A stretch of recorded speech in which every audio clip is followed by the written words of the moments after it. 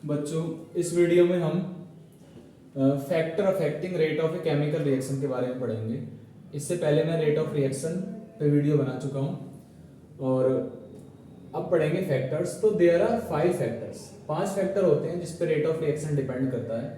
पहला फैक्टर है molar concentration, यानी molarity of reactants, molarity of reactants या मोलर कंसंट्रेशन ऑफ रिएक्टेंट। दूसरा फैक्टर है टेम्परेचर। तीसरा फैक्टर है कैटलिस्ट। चौथा फैक्टर है सरफेस एरिया और पांचवा फैक्टर है इफेक्ट ऑफ रेडिएशन। और हम one by one in factors को पढ़ते हैं।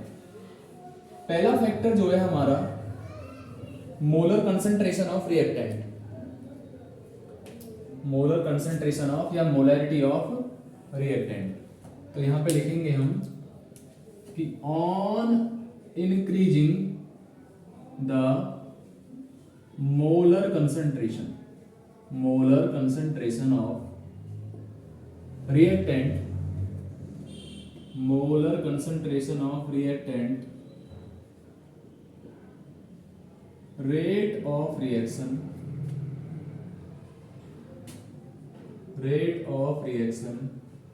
increase. On increasing the molar concentration of reactant, rate of reaction increase. ये इफेक्ट पड़ता है रिएक्टेंट की मोलर कंसंट्रेशन को। यदि मोलर कंसंट्रेशन आप रिएक्टेंट की बढ़ाएंगे तो रेट ऑफ रिएक्शन बढ़ेगा। ठीक है, यहां से इसे एक्सप्लेन करने के लिए हम कंसीडर कर लेते हैं एक general equation. Consider a journal chemical equation, journal chemical equation. तो यहां से एक जर्नल केमिकल इक्वेशन कंसीडर कर लेते हैं।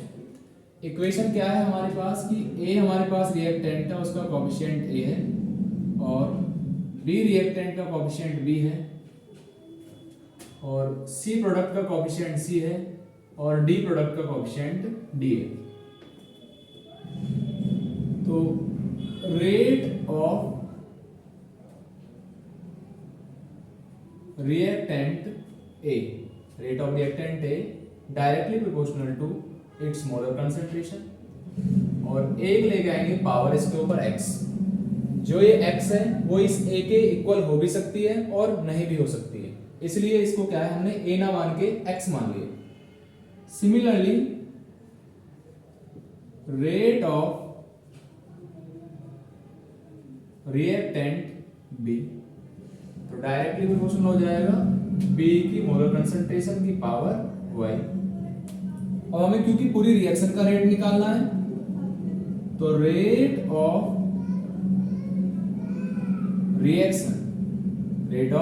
रिएक्शन हो जाएगा डायरेक्टली प्रोपोर्शनल टू A की मोलर कंसंट्रेशन की पावर x और मल्टीप्लाई बाय B की मोलर कंसंट्रेशन की पावर y। यहां से रेट ऑफ रिएक्शन इक्वल हो जाएगा। यहां से इसको हटाने के लिए एक इक्वल का साइन लाएंगे और एक कांस्टेंट लाएंगे k। a की पावर कर देंगे x और b की पावर कर देंगे y। मैं पहले ही बता चुका हूं कि रेट ऑफ जो रिएक्शन होता है, यदि इन दोनों को एक r मान लें हम और इन दोनों को p मान लें, तो इस रेट ऑफ रिएक्शन की जगह मैं लिख सकता हूं minus delta r upon delta t is equal to k capital bracket में a की पावर x और b की पावर y। ये जो इक्वेशन मेरे सामने आई है बनके, ये जो सामने में इक्वेशन बना दिया मैंने, जो रेट, ऐसी इक्वेशन जो हमें रेट ऑफ रिएक्शन और मोलर कंसंट्रेशन ऑफ रिएक्टेंट के बीच में एक रिलेशन बताती है, इस इक्वेशन को मैं बोलूंगा रेट लॉ। ये इक्वेशन और ये इक्वेशन ये कहलाती है रेट लॉ। आपसे पूछा जाए कि रेट लॉ किसको बोलते हैं, तो rate law is the expression which gives the relation between rate of reaction and molar concentration of reactant. हम इस रेट को minus D R upon D T भी लिख सकते हैं, minus D R upon D T. ये instantaneous rate हो जाएगा, ये हमारा एवरेज रेट है। तो क्या हो जाएगा a की पावर x और b की पावर कर देंगे y। तो ये हमारा हो गया क्या, इंस्टेंटेनियस रेट, इंस्टेंटेनियस रेट। और इन इक्वेशंस को, ये जो 1 2 3 ये जो मैंने इक्वेशंस लिखी हैं, इनको बोलते हैं रेट लॉ। ठीक है, यहां से डेफिनेशन आती है रेट लॉ क्या होता है। और इसमें एक बात और समझ लेंगे कि यहां पर जो k है जो वो है रेट कांस्टेंट, रेट कांस्टेंट है k यहां पर रेट कांस्टेंट है। a यहां पर a, ये जो a है ये a की मोलर कंसंट्रेशन है, b की है। और ये जो x और y है, यहां पर जो x प्लस y है वो है हमारा order of reaction, order of reaction. x और y को यहां पर आप ऑर्डर ऑफ रिएक्शन बोलेंगे। तो यहाँ पे दो बातें आपको बतानी चाहिए, एक्स वाई क्या है, ऑर्डर ऑफ रिएक्शन है, और के क्या है, रेट कांस्टेंट है। और ये इक्वेशन तीनों क्या है, रेट लॉ है, ये तीनों इक्वेशन रेट लॉ। ठीक है, तो यहां से डेफिनेशन आती है हमारी कि what is rate law, what is rate law. ये डेफिनेशन आती है व्हाट इज रेट लॉ, कि रेट लॉ क्या है। हेडिंग डालेंगे रेट लॉ, रेट लॉ। तो rate law is an expression, is an expression, rate law is an expression in which rate of reaction, rate law is an expression which gives the relation, which gives the relation, which gives the relation, gives the relation between rate of reaction and molar concentration, molar concentration of reactant, of reactants। तो इसे rate law बोलेंगे। यानी rate law वो equation होती है जो rate of reaction और molar concentration of reactant के बीच में रिलेशन बताती है, उसे हम बोलते हैं रेट लॉ।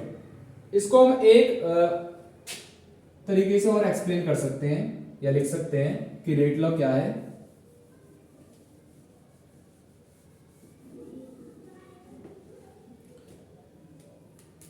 तो और तरीके से क्या है, rate law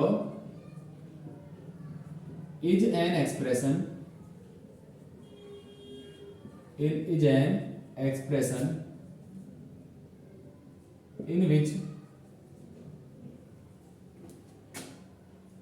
reaction rate gives in terms of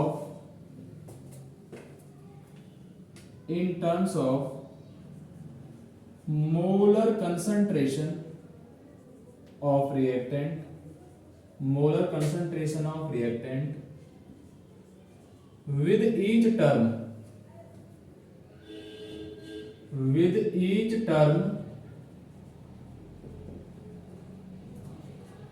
raised to some power, raised to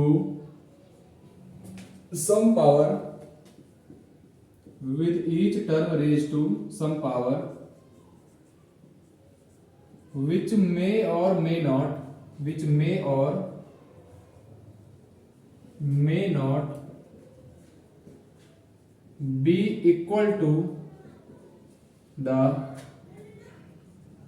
stoichiometric coefficient, stoichiometric coefficient given in rate law expression, given in chemical equation, given in chemical equation, given in balanced chemical equation, given in balanced chemical equation, balanced chemical equation, balance chemical equation. तो दो तरीके से आप क्या है rate law की definition दे सकते हो, या तो ऐसे लिख दो कि भाई रेट लॉ क्या होता है, जो रेट ऑफ रिएक्शन और मोलर कंसंट्रेशन ऑफ रिएक्टेंट के बीच में रिलेशन बताता है, या फिर रेट ऑफ रिएक्शन यानी rate is an expression in which reaction जो रेट है वो given in terms of molar concentration of reactant. इसको गिवन कर देंगे, given in terms of molar concentration of reactant.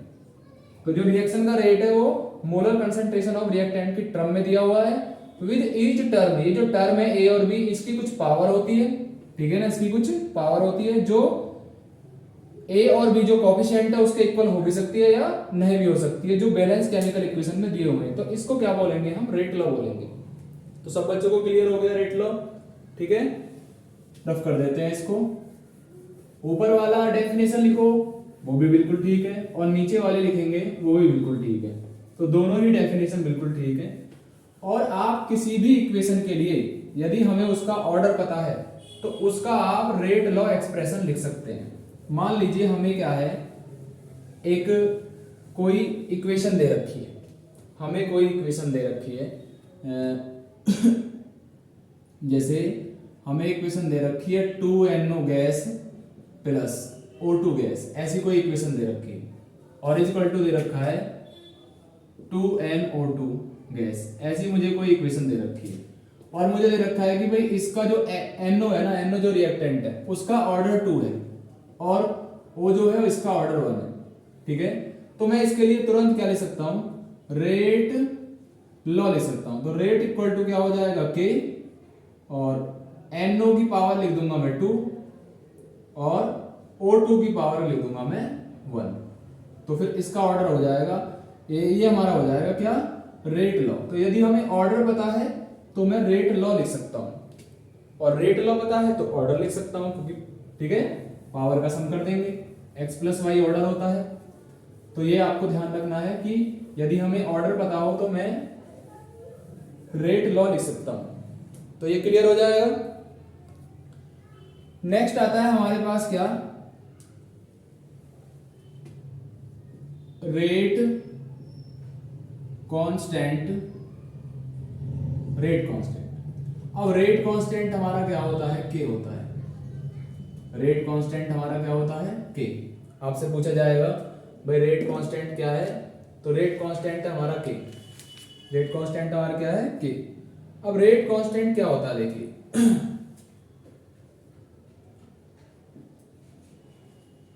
Rate constant k may be defined as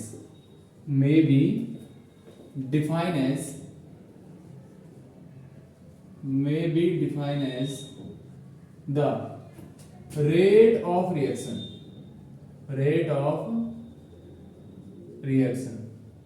यानी rate constant k may be defined as rate of reaction when molar concentration of reactant become unity. Molar concentration of reactant become unity. Molar concentration of reactant become unity given in rate law expression. Given in rate law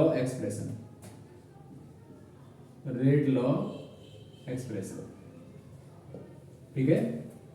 तो rate constant k may be defined as the rate of reaction when molar concentration of reactant become unity given in rate law expression। तो यदि मान लीजिए मेरे पास क्या है, rate equal to क्या है, k है, a की पावर मैं लिख देता हूं x और b की पावर मैं लिख देता हूं y। a की पावर मैंने लिख दी x और b की पावर y। यदि मैं x प्लस वाई, x की जगह मैं क्या कर देता हूँ 1 कर देता हूँ, ठीक है ना, और y की जगह भी क्या कर देता हूँ, भाई कंसंट्रेशन a की कंसंट्रेशन भी क्या ले लेता हूँ मैं, a की कंसंट्रेशन भी 1 कर देता हूँ, 1 मोल पर लीटर, 1 मोल पर लीटर, और b की कंसंट्रेशन को भी मैं क्या कर देता हूँ 1 मोल पर लीटर, 1 मोल पर लीटर। तो हमारा रेट इक्वल टू क्या हो जाएगा, k हो जाएगा। रेट इक्वल टू के। तो rate of reaction he rate constant होता है जब कंसंट्रेशन को क्या कर देंगे हम यूनिटी कर देंगे। तो ये हमें ध्यान रखना है कि भाई रेट कांस्टेंट के क्या होता है। रेट कांस्टेंट के क्या होता है, यहां से इसको रफ कर देंगे। तो factor affecting rate of a chemical reaction में पहला हमारा मोलर कंसंट्रेशन ऑफ रिएक्टेंट चल रहा है टॉपिक, और उसमें हमने क्या है टॉपिक खत्म कर लिया है रेट लॉ और रेट कांस्टेंट क्या होता है। नेक्स्ट हमारा आता है unit of rate constant. Next जो टॉपिक है हमारा वो आता है unit of rate constant. Rate constant के, रेट कांस्टेंट के की यूनिट कैसे लिखेंगे हम। अलग अलग ऑर्डर की यदि रिएक्शन दे रखी है तो हम के की यूनिट को कैसे लिखेंगे, ठीक है। तो सबसे पहले हमें पता है कि हमने एक इक्वेशन लिखी थी ए की पावर ए का कोएफिशिएंट ए, बी का कोएफिशिएंट बी, सी का कोएफिशिएंट सी और डी का कोएफिशिएंट डी। ये इक्वेशन लिखी थी हमने, और हमने इसके लिए रेट लॉ एक्सप्रेशन भी लिखा था कि रेट इक्वल टू के, ए की पावर कर लिया था मैंने एक्स और बी की पावर कर लिया था मैंने वाई। इस प्रकार से किया था। मुझे पता है, मैं कल पढ़ा चुका हूं कि रेट की यूनिट जो होती है हमें के की यूनिट निकालनी है। तो के की यूनिट निकालूंगा तो मैं इसको इसके नीचे लिख दूंगा, रेट अपॉन क्या कर दूंगा मैं ए की मोलर कंसंट्रेशन की पावर एक्स और बी की मोलर कंसंट्रेशन की पावर वाई के बराबर। रेट की यूनिट फिक्स होती है मोल पर लीटर। यदि कंसंट्रेशन मोल पर लीटर में है तो मोल पर लीटर और पर सेकेंड। और इस ब्रैकेट की जगह ले सकता हूं मोल पर लीटर, क्योंकि मोलरिटी की यूनिट होती है मोल पर लीटर की पावर एक्स हो जाएगा, और दूसरा भी क्या है मोल पर लीटर की पावर वाई हो जाएगा। यहां से जब क्या है इन दोनों का कोएफिशिएंट ये सेम है तो पावर ऐड हो जाएंगी। ब्रैकेट में यदि वैल्यू सेम है दोनों की तो पावर क्या हो जाएंगी ऐड हो जाएंगी। तो ये मोल पर लीटर पर सेकंड है, और नीचे हो जाएगा मेरे पास मोल पर लीटर की पावर x प्लस वाई, जो कि ऊपर जाकर क्या हो जाएगी नेगेटिव। तो k की वैल्यू हो जाएगी यहां पर k की मोल पर लीटर की पावर 1 जब ये ऊपर जाएगा, और माइनस ब्रैकेट में लिख दूंगा x प्लस वाई और पर सेकंड। यदि x प्लस वाई की जिस स्थान पर मैं लिख देता हूं n, और जहां पर n क्या है मेरे पास ऑर्डर ऑफ रिएक्शन। n एक मतलब एक संख्या है जो दोनों के सम को हमें बताती है। तो k का हमारा फॉर्मूला हो जाएगा मोल पर लीटर की पावर 1 माइनस n पर सेकेंड। इस प्रकार से हम क्या है k की यूनिट निकाल लेंगे यदि मोलर कंसंट्रेशन हमें मोल पर लीटर में दे रखी है, और यदि कंसंट्रेशन हमें बार में दे रखी है तो इसकी जगह बार लिख लूंगा। तो बार की पावर 1 माइनस n पर सेकेंड। यदि कंसंट्रेशन हमें क्या दे रखी है एटीएम में, तो मैं इसके स्थान पर एटीएम लिख दूंगा। एटीएम की पावर 1 माइनस n पर सेकेंड, जहां पर मैं ऑलरेडी बता चुका हूं n हमारा ऑर्डर है, n है ऑर्डर ऑफ रिएक्शन। n क्या है ऑर्डर ऑफ रिएक्शन। यहां पे लिख देते हैं n equal to order of reaction, order of reaction. n यहां पर ऑर्डर ऑफ रिएक्शन है, तो ये आपको ध्यान रखना है। इस फॉर्मूले को लगाकर हम क्या है डिफरेंट ऑर्डर की रिएक्शन के लिए क्या है k की यूनिट फाइंड कर लेंगे। फॉर एग्जांपल हमसे पूछे कि भाई 4 जीरो ऑर्डर के लिए k की यूनिट क्या होगी 4 ऑर्डर, तो n बराबर मैं लिख दूंगा 0। अब मेरे पास फॉर्मूला है k बराबर मोल पर लीटर की पावर 1 माइनस n पर सेकेंड। अब n बराबर मैं ले दूंगा 0, तो मोल पर लीटर की पावर 1 माइनस 0 पर सेकेंड, और तो यूनिट हो जाएगी 0 ऑर्डर के लिए k की यूनिट 0 ऑर्डर के लिए मोल पर लीटर पर सेकेंड। सब बच्चों को ध्यान रखना है, इंपॉर्टेंट है। दूसरा 4 second order for first order. अभी हमारे पास क्या जीरो ऑर्डर है, तो अब लिखूंगा मैं किसके लिए, फर्स्ट ऑर्डर के लिए। फर्स्ट ऑर्डर के लिए मुझे n के स्थान पर लेना पड़ेगा 1, तो k बराबर क्या हो जाएगा, मोल पर लीटर 1 माइनस n की जगह क्या लग देता हूं मैं 1 और पर सेकेंड, तो इसकी पावर हो जाएगी 0। किसी की पावर 0 होती है 1 होता है, तो क्या आ जाएगा k की वैल्यू पर सेकेंड, तो k की वैल्यू यहां से हम पर सेकेंड निकाल लेंगे। सिमिलरली ऐसे ही हम सेकेंड ऑर्डर के लिए और ऐसे ही हम क्या है थर्ड ऑर्डर के लिए क्या है निकाल लेंगे k की यूनिट। तो अब हमारे पास आ जाता है four second order, four second order.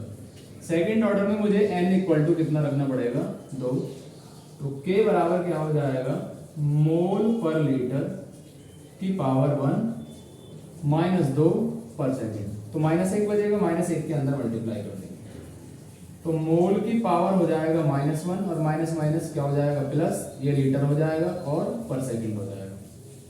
तो सेकेंड ऑर्डर की हो जाएगी यूनिट क्या, मोल इनवर्स लीटर पर सेकेंड। For third order,